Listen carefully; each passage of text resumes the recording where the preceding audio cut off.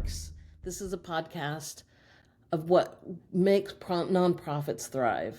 I'm Marla Moody, your host, and after years of building and scaling teams around the world, I've learned success really does have patterns.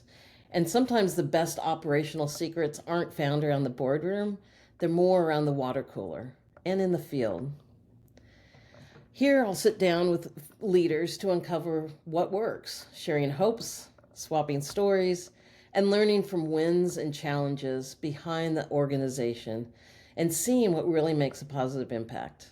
The wisdom we gain from one another doesn't stop at borders, it really does penetrate out beyond that. So I'm thrilled today to talk to Paul Robinson, who is the president and CEO of Home of the Innocents.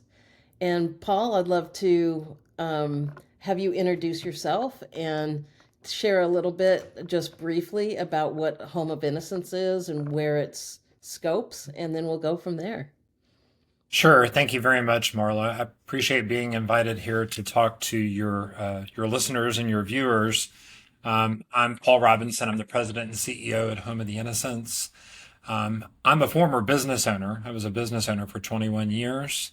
And after selling my company, I made the decision to switch over to leading Home of the Innocents in the nonprofit sector. Home of the Innocents is a large nonprofit that operates in Louisville, Kentucky, but we serve children from all across the state. We are the state's only pediatric complex care center providing skilled nursing for children living with medical complexities. And then we also operate a behavioral health continuum primarily for children in the child welfare system. So that includes residential treatment, therapeutic foster care, and then some preventative services that we do out in the community that help to stabilize families as well. Fascinating. I often hear, I've been in the nonprofit world for 3 decades, and there's this idea of, nonprofit isn't, you shouldn't run it like a business. This idea that if it's for helping people, you shouldn't call it a business.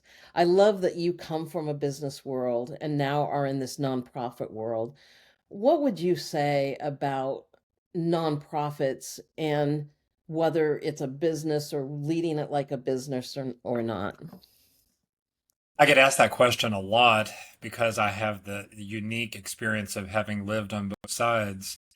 And I say this with much love and respect for everyone in the nonprofit world, but I think we are sometimes our own worst enemy. And I say that because we sometimes think that we have to operate from a scarcity mindset. We think that we have to be limited in what we can do. Everyone that's in the nonprofit space clearly cares and they're committed and they want to create impact. I mean, that's what makes the nonprofit space so special. But nonprofit world a lot of times does not view it as a business or that it's okay that you might have a positive return on the service that you're providing. I found that out when I first got here 9 years ago. Our team here at Home of the Innocents really were very skeptical that I would be running the organization through a lens of money only and not through the lens of mission. And I think what is so incredibly important to note is that you have to have both a healthy financial side and a healthy mission side. The two support one another. And the stronger that we are with our mission, the stronger that we can be on the financial side as well, and vice versa. So I just challenge all of my colleagues and team members here to really think about what's possible when we run it like a business. That's well put. As we think through, that passion, that mission mindedness, knowing your values and leading from that is such a important core piece. Have you noticed a time when your core values of the organization really helped um, lead an operational decision or a strategic decision? Absolutely. So if I could, just real quick, when I first got here 9 years ago, we created four new core values. Um, prior to my arrival, we really had not been a values-led organization. So we worked with our team to identify four values that everyone really could get behind, and those are compassion, wellness, excellence, and empowerment. And I'm really proud of our team. They chose single word, very simple to remember. And then we began the tough part, which is living out our core values. But I'll give you back to your question an example. So many times we're faced with the decision, and when we're thinking about that decision and we're talking about it, I always will remind people, does it align to our core values? So if we're making a financial decision and it demonstrates financial excellence, that's easy. But if it comes at the cost of the impact that it could create on a team member and it could compromise our other core value of wellness, well, then we need to stop because we shouldn't be making a decision that puts one value against another. If we're really truly living our core values, we're trying to balance all four of those at the same time.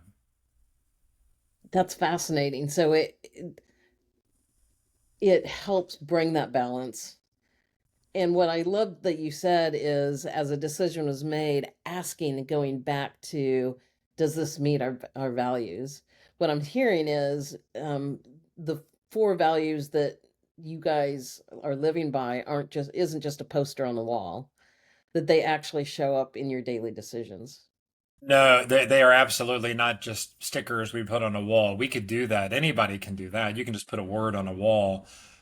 Every 2 weeks, I get to greet our new team members at our orientation class, and I'm the very first person that speaks to them. And this is what I talk about. I explain to them that the values are present when they're interviewed and when they're hired. They don't know it, but they are. They're a part of our behavioral based interview questions that we have created that align to those values because we want to hire somebody that immediately we already get a sense that they align to that. Why would we hire somebody if we don't think that they're going to be compassionate or demonstrate empowerment? We use those core values when we're doing performance management, performance evaluations. In fact, on our performance evaluation, it shows those four core values, and the supervisor has to give feedback to the team member of how they're demonstrating that. We do awards every month around who is the best examples of those core values. And then again, in decisions and in projects, we try to align it to our core values as well. So I try to give the impression that it's easy to put a word on the wall. It's difficult to live it in action. It takes intention. And we just continue to try to get better at that every day. Yeah. So taking intention, I have a framework that just aligns so much with it because you start with values and from that build vision. And from that, you almost have capacity because you're living out, you can do it with energy because it has such power. But from that is clear messaging. And so there's this beautiful circle. And I'm hearing you say that and live it out, that it's not just you or the leadership team, but it's every person who walks in your door. Yeah, well, ideally, yes. We want every single person to know the values, to demonstrate the values, and to encourage each other. And the unfortunate thing that happens sometimes is somebody may not live their life to those values, and we have to talk to them about that. Sometimes we have to tell people they may not be able to stay here. And those are tough conversations. But again, if you're truly living your values, then you know what's acceptable and what's not acceptable and how we're being guided. What if, which actually, well, honestly, fills well into the next question I really wanted to think about is when you have an employee, a partner, or maybe like a founder or like a financial partner, when you see the values not aligning, how do you handle that? Well, I'll give you a tough example. We had a funder, a major funder, that their values are very different than ours, and we had to make the tough decision that we were not going to work with them because it ran counter to our own values. So I think that's an example. You need to go back to that first question about business. That's an example where mission and values was the primary factor, not money. Because if money had been the primary factor, we just would have continued receiving funding from that funder. But if we really believe that their values and our values are out of alignment and it runs counter to our mission, that became an easy decision to make. Hmm. And what did that teach you? We have to lead with integrity and we have to practice what we say we're going to do. I think, some decisions are easy in life. We have those. And then some decisions are really hard. And when you say no to a major funder, you know that there's reputation damage potential. There's consequences to what other people may say about you. But our organization has a 145-year reputation of taking care of vulnerable children. So it is incredibly important that we are leading with integrity and we're leading with our values. And then we also acknowledge when we make mistakes. I think that's an important part too, that we have to be vulnerable to the learning that comes in everything. Yeah. Which here's what I'm hearing with that is also growth. So humility, because to admit that we did something wrong or we could grow in something does take humility. I hear safety in that, because if you're not in a safe environment, whether it's you as the leader or those around you, if it's not a safe environment, we can't even afford to admit what's wrong. So I'm hearing safety in the midst of that, which would make sense, especially with the type of work you do. And Absolutely. So we're a trauma-informed organization. We have been certified by a trauma-informed model, and part of that is we have awesome. to establish psychological safety for our team members and for the clients that we serve. And in doing that, I think it has really helped to show us that without safety, there is no trust. Without trust, you can't have conflict. Without conflict, there can't be growth. I mean, all these things kind of intertwine together. And I don't want your viewers or listeners to think, we are not perfect at this by any stretch of the imagination. Every day there are examples where we get it right, and there are examples where we get it wrong, and we learn from that. But that's a part of our commitment to continuous learning. How would you simply describe trauma informed? In its simplest element, everyone um, has been subjected to trauma in one form or another in their life. Some more severely or more challenged than others. But it's the recognition that that trauma begins to affect the way you show up, the way that you operate. And so we want to create a shared vocabulary for our team members to recognize what trauma looks like. So the theory of that. But more importantly, how do we support the person with the way that trauma shows up in their life? Hmm. So you might have a team member that lost a spouse, or you might have a team member that just went through a divorce, or you might have a team member that a child has left their life abruptly. Those are very traumatic. You don't leave that when you show up for work. That comes with you when you come to work. And if we don't help our team members manage that, then guess what? It manifests itself in the way that we provide care for our clients. So I always tell our staff, and I was told this myself, our team members are always going to have a better experience than our clients. And when you stop and you think about that, you're like, well, wait a minute, that doesn't sound right. But that is right, because guess what?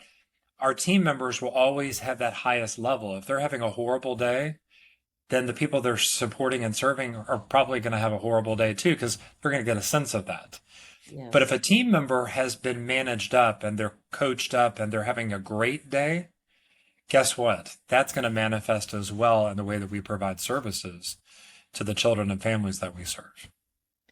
Yeah. So you're seeing you're not just putting on a face and gutting it out, but you're living by values and being sensitive that there are things that affect us, that if we don't care for them and us care for others with that, we cannot serve the people that we're been called to serve. Yes, absolutely. If I could, I'll share maybe just a quick minute story. Again, I've been here for 9 years and I was from the business world. So, trauma theory, Human services was not my thing. Mm. When I first got here to this organization, I couldn't put words to it, but I could just sense there was this dark cloud. There was just this ominous presence. And I was fortunate to cross paths with somebody that taught trauma theory a couple months after I got here. And that's when I realized it was like a light bulb went off. That dark cloud that I couldn't get my arms around was my inability to recognize trauma and vicarious trauma. And the way that if it goes unaddressed, it can really create systematic environmental issues for the entire organization. So once I came back with that realization, that's when we made our commitment that we were going to bring a trauma informed model here to support our entire organization. And I look back on that. I think that was my first quick and big decisions to make, but it has really had a huge impact on our mission. Well, I commend you for that. If a business or organization, whether nonprofit or for profit, wanted to be work in the direction of trauma informed, what are some suggestions or guidelines that you might give them? Well, so 9 years ago, there was just a few models to choose from. Today, there's so many more. There are easy ones to put into place. There are more challenging ones that, take time. But I think I would encourage another leader to take some time to research trauma theory, to look at possible solutions for how you can put an organizational support model in place that just creates a sense of shared vocabulary and a sense of shared ways that people are going to work together. It's not real complicated. It's really just a matter of recognizing that when you see trauma, there's an appropriate way to respond to that. There's an inappropriate way to respond to that. And so that's why it's important to have that shared vocabulary. And you do need the curriculum of that to help everyone understand what that is. Yeah, that's wonderful. In fact, actually, one of my frameworks that I do deals with how do you self-regulate, how do you have healthy conflict, and how do you build an environment that is trauma informed and caring. So I love, like, I just resonate with this so much. In the show notes, we'll put together some potential links of places you can go to find to kind of start this journey, because it is, whether you're for profit, nonprofit, or anywhere in between, such an important piece. Sure. And if it's helpful, I'm happy to share. Currently, we are certified as a sanctuary model, trauma informed model. So that's through the Andrus Institute. So we've been certified for about 3 years now in that. Okay, that's great. Yeah, and like I said, like you said, it's not that it's really complex, but it is important to be informed. And I love that idea of, like, common language, common ground. As a leader, you'll also have things that are hard, whether you need to let someone go or funding's not coming in, or whatnot. How do you balance that concept of transparency and discretion? Gosh, that's a great question, and that's a challenging question. I think I became a leader probably in my mid 20s, so I've been doing that for about 30 years now. And I've always tried to model transparency because I saw examples where that was not the case. And I very early on realized that was not the leader that I wanted to be. I really want to be very transparent. So that, fortunately for me, that I think that came easy because I started with that early. But you're right. There's a tension there when you're trying to model transparency, which is really what staff want and they would expect to see. But there's times where you have to be discreet, and there's times where you've got to maintain confidentiality and privacy. So I think probably the answer to your question is I always err on the side of transparency, except when I feel like it's going to cross that line where being transparent could be seen as violent, because violence, again, goes back to our trauma informed model. we have a commitment that we're going to be non-violent in the way that we act and in the way that we speak. And so if I thought being transparent would hurt someone's feelings, or if I thought in being transparent it would affect somebody in an inappropriate way, then I'm going to err on the side of discretion. So that's probably going to be the rule that I would apply to that. Would you apply that consistently with a for-profit versus a nonprofit environment? Well, I'm going to be very honest. I know now what I know now, but 9 years ago when I was in the private sector, I don't think that I would have applied that. Because I think, in the private sector, it's about return on investment. It's about return on assets. It's very financially driven. And a lot of times, financial decisions will take top priority over the way somebody is made to feel or not. And so I can think of times in my younger version of myself where I made decisions that I wished I knew then what I know now about trauma and about an appropriate way, to address that. So it's kind of like one of those hindsight things, right? If Yeah. only in our younger selves we had the benefit of all of our later learning. Kind of going there, and I love that because one of the reasons I'm intrigued to talk to you is how successful you were as a business person and how passionate you are leading now.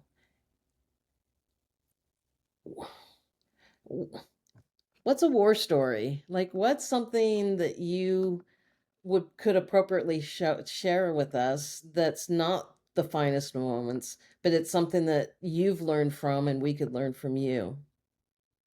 In my time in the private sector, Either wherever. I'm giving you the last 9 years or the last couple decades. well, so let me just give you a quick one on both sides. Okay. Over in the private sector, I think a war story for me would be this. I'm a very driven person, and I will go as quick or as hard as I need to go to be successful. And sometimes that comes at the expense of relationships. And so when I reflect back and I think about my 35 or 40-year-old self, I mean, I think my drive to be successful in some ways impeded my ability to be a better father, to be a better husband, to be a better boss to the people that I supported. So I think there's casualties as a result of that. Success was achieved, but at what expense? So that's just something that I reflect on now as I think a little bit of an older, wiser person. But now let's come forward into my time the last 9 years in the nonprofit sector. I think a war story would be, I take a deep breath, think about there's several, but I'm trying to think of what would be a good one here. I got very frustrated about a year after I got here because I really wanted our management team, which is our broader group of all of our managers, supervisors, directors. I wanted them really to embrace the change that I was trying to make possible here. And change is hard for people, and change can only progress when there is support, there's encouragement, and there's a time factor. Change management is a thing. And I think I was very impatient. I wanted to get from where we were to where I knew we were capable of going. And I really rushed things. And I went into a meeting in particular that I can think of where I pretty much walked in. I'm sitting in this room with 50 people, and I basically told them how to feel. Like, you need to just get over this and you need to, move forward. And I look back on that and that was so foolish on my part because I showed a lack of understanding and a lack of patience to give them what they needed to help them process the change. Because, change, I represented change because I was the new CEO here. But what I had failed to realize is that there was a lot of things that had changed for them just by virtue of me being here. And so if I could go back, I probably would do that over again. I feel like that's a liability of leaders is we see problems and we think through how to fix them and we've really had time to process and look at and change. And we like our ideas, right? We kind of become our ideas become the pet ideas. And so we have dissected and digested an idea and think it's good, and then we bring it to people a lot of times. And so I've seen the liability of too digested of an idea before it gets to other people. Because, like you said, change is hard, and time for encouragement and that time factor.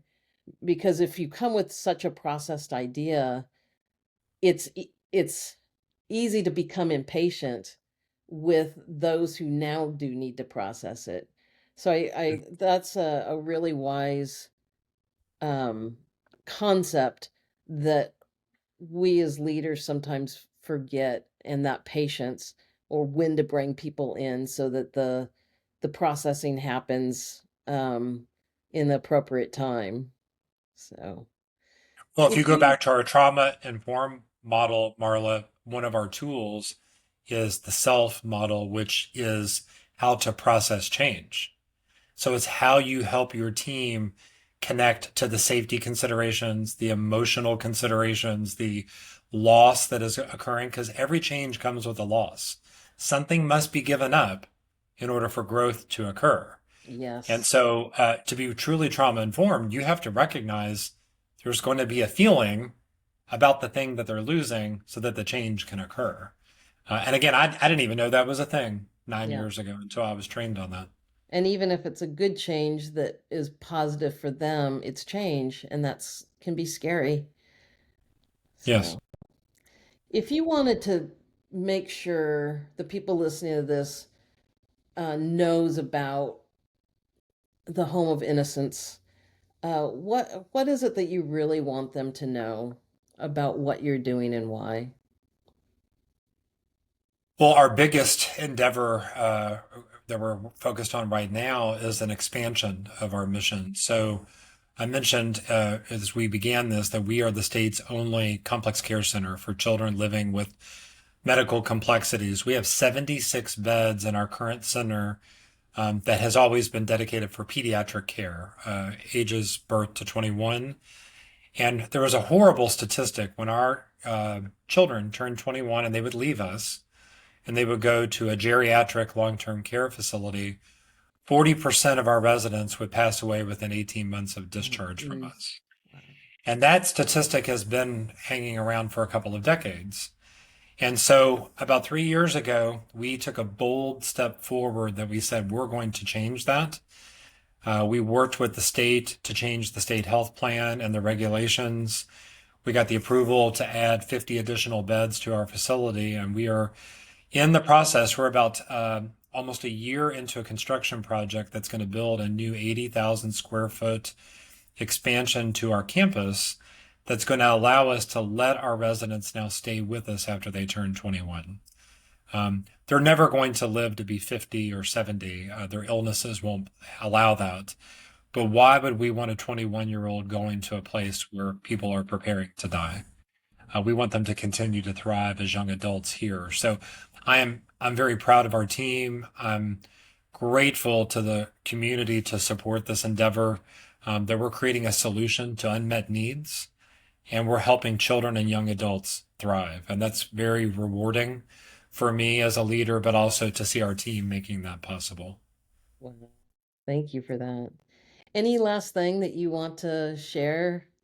Just a white blanket, open field for anything you might want to leave us with. Well, since I know your viewers and listeners are friends to the nonprofit world, my 9 years in this nonprofit space has been incredibly rewarding. It what we get for what we give is just incredible. Changing lives, helping others change lives is priceless. And so people always talk about their why. My why has become, and it wasn't like this when I first got here, but it has become, I love to create supports and engage people on our team to make incredible things happen for the children that we serve. And when I go home at the end of the day, I think, how fortunate am I that I got to indirectly serve hundreds of children today because of the 600 team members that are providing nursing care and behavioral health supports. And so, to those out there considering a career in nonprofit sector, I would encourage you to give it a hard look. That's awesome. And if people are intrigued about supporting you and the work that you guys are doing, what, how can they get in touch with you, or what types of ways can people help? So, the easiest thing would be to go to our website, and we can put that in the notes. It's homeoftheinnocents.org. There's ways to connect to learn more about our programs, ways to volunteer, ways to financially support our mission, help connect us to other people. We're growing, we're expanding, we're trying to serve more and more children over the next 10 years, and we would appreciate the interest and consideration. Well, Paul, you are a delight. I love the complexity of coming from the business world and not only helping change for the positive, Home of the Innocents, from a culture standpoint and from a trauma informed standpoint, but always wanting to learn and grow. So it's been a delight. Thank you so much for your time. Well, thank And you for having me. I appreciate it.